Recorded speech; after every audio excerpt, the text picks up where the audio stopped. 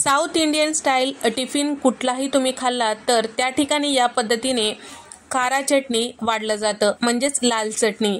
तर इडली, डोसा, वडा, उत्तपम सोबत खाल्ली जाणारी ही चटणी अतिशय मस्त चविष्ट आणि करायला सोपी आहे। ही चटणी फ्रीजच्या बाहेर साधारण 3 ते 4 दिवस टिकून राहते आणि फ्रीजमध्ये 15 दिवस आरामात टिकून राहते। तर आता चटणी करण्यासाठी कढईमध्ये 4 चमचे तेल टाकून घेतलेले आहे। 3 चमचे चणा डाळ, 3 चमचे उडदाची डाळ इथे मी टाकून घेतलेले आहे। 2 चमचे जिरे, 2 चमचे धने टाकून घेतलेले आहे। आता हे सगळ्या डाळी, धने, जिरे छान व्यवस्थित असं परतून घ्यायचं, हलकसं लालसर रंग येईपर्यंत। तर या डाळीला छान असं लालसर रंग आलं की यामध्ये टाकायचा आहे कांदा।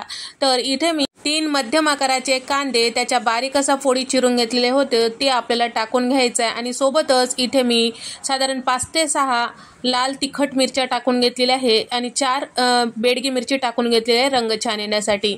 10 ते 12 लसणाच्या पाकळ्या, 2 इंचाचं आलं बारीक कट करून यामध्ये टाकून घेतलेलं आहे। आता हे सगळं हलकसं रंग चेंज होईपर्यंत आपल्याला परतून घ्यायचं आहे। गॅसचा फ्लेम मोठा करायचा नाही, कमी गॅसवर हे सगळं छान असं परतून घ्यायचं आहे। सोबतच इथे मी 3 मध्यम आकाराचे टोमॅटो त्याच्या बारीक फोडी चिरून घेतलेले आहेत, ते सुद्धा टाकून घेतलेले आहे आणि मुठभर कोथिंबीर बारीक चिरलेली टाकलेली आहे आणि चवीपुरतं मीठ इथे मी टाकून घेतलेलं आहे। टोमॅटो, कांदा दोन्ही समप्रमाणात घ्यायचं। तर इथे टोमॅटो हलकसं नरम होईपर्यंत आपल्याला झाकून वाफवून घ्यायचं आहे साधारण 5 मिनिटासाठी। मोठा गॅस करायचा नाही, नाहीतर करपू शकतो। मध्यात 1 ते 2 वेळेस आपल्याला झाकण काढून हे छान असं मिक्स करून घ्यायचं आहे, म्हणजे सगळे जिन्नस व्यवस्थित असं वाफतील। तर या ठिकाणी साधारण 5 ते 6 मिनिटानंतर इथे टोमॅटो, बाकीचे जिन्नस छान असं हलकसं नरम झालेले आहेत। आता इथे आपल्याला गॅस बंद करायचा। गॅस बंद केल्यानंतर सुद्धा आपल्याला झाकण लावून थंड करायला बाजूला ठेवायचं, म्हणजे व्यवस्थित असं सगळे जिन्नस वाफल्या जातात।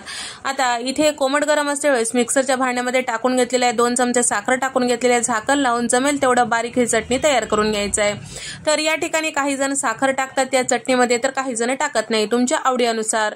तर आंबटपणा बॅलन्स होण्यासाठी मी इथे साखर वापरलेला आहे। तर इथे आपली ही चटणी तयार झालेली आहे। आता यावर एक तडका देऊया। चटणीवर तडका देण्यासाठी इथे मी तडका पॅन मध्ये 3 चमचे तेल गरम करून घेतलेलं आहे, अर्धा चमचा जिरे, अर्धा चमचा मोहरी यामध्ये छान फुलू द्यायचं आहे। नंतर यामध्ये 1 चमचाभर चणा डाळ, चमचाभर उडदाची डाळ टाकून घेतलेली आहे।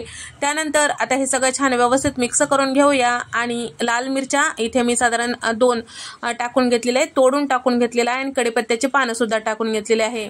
तयार करून घेतलेली फोडणी चटणीवर टाकून घ्यायचं आहे। मस्त आपली कारा चटणी तयार झालेली आहे। एकदा या पद्धतीने साऊथ इंडियन स्टाईल चटणी नक्की ट्राय करून पहा, तुम्हाला नक्की आवडेल। व्हिडिओ आवडल्यास व्हिडिओला लाईक करा, चॅनलला सबस्क्राईब करा आणि तुम्हाला हा व्हिडिओ कसा वाटला कमेंट करून सांगा।